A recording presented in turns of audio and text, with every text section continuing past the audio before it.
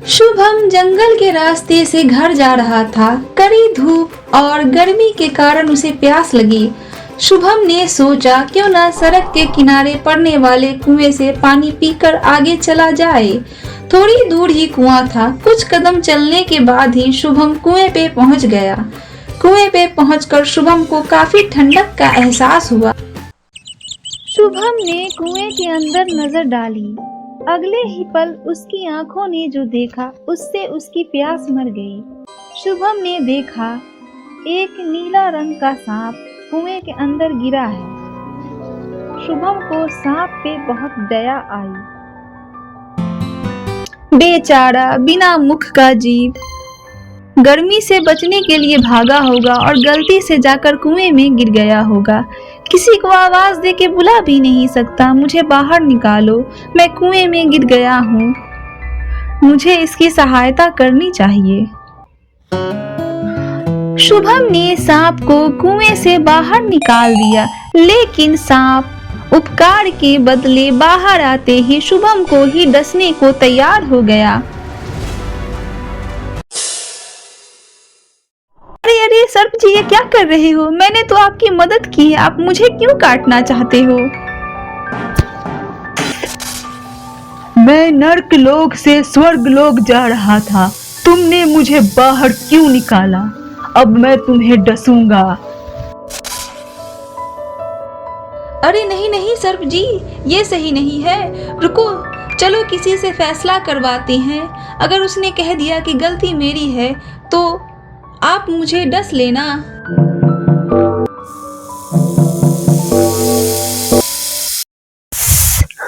सांप ने कहा ठीक है। थोड़ी दूर जाने के बाद उन्हें एक गधा दिखाई दिया। शुभम ने गधे को सारी बात बताई। गधे ने कहा, वो तो नर्क लोक से स्वर्ग लोक की ओर जा रहा था, तुमने उसे बाहर क्यों निकाला? गलती तो तुम्हारी है, वो तुम्हें डस सकता है। सांप फिर से शुभम को डसने को तैयार हो गया। नहीं नहीं रुको भाई, मैं गधे के फैसले से संतुष्ट नहीं हूँ। वो क्या फैसला सुनाएगा, वो तो खुद गधा है। चलो किसी और से फैसला करवाते हैं। अगर उसने भी यही फैसला सुनाया तो तुम मुझे डस लेना। सांप फिर से शुभम की बात को मान लेता है।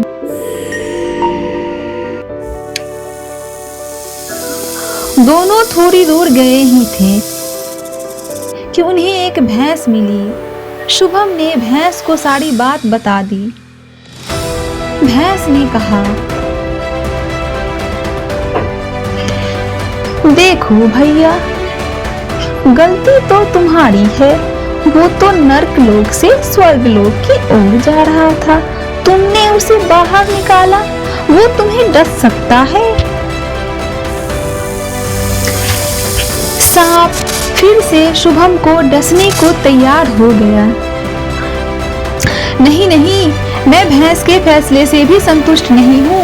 वो तो खुद भैंस है, गुड़ का गोबर कर देती है, वो क्या फैसला सुनाएगी। चलो किसी और से फैसला करवाते हैं। अगर उसने भी यही फैसला सुनाया उसके बाद तुम मुझे डस लेना। लेकिन इस बार सांप मानने को तैयार न था। बहुत आग्रह करने के बाद सांप शुभम की बात को मान लेता है। वो सोचता है दो फैसले तो उसके पक्ष में हुए हैं, तो तीसरा फैसला भी उसके पक्ष में होगा। दोनों कुछ दूर जाते हैं। उन्हें एक गोरिल्ला दिखाई देता है जिसका नाम बल्लू था। शुभम बल्लू को सारी बात बता देता है। बल्लू बहुत गौर से शुभम की बात को सुनता है। सांप कौन से कुएं में था भाई, जरा मुझे वहां ले चलो, मैं उस जगह को देखना चाहता हूँ। शुभम बल्लू को कुएं के पास ले जाता है। बल्लू कहता है, तुमने सांप को कुएं में किस जगह देखा था?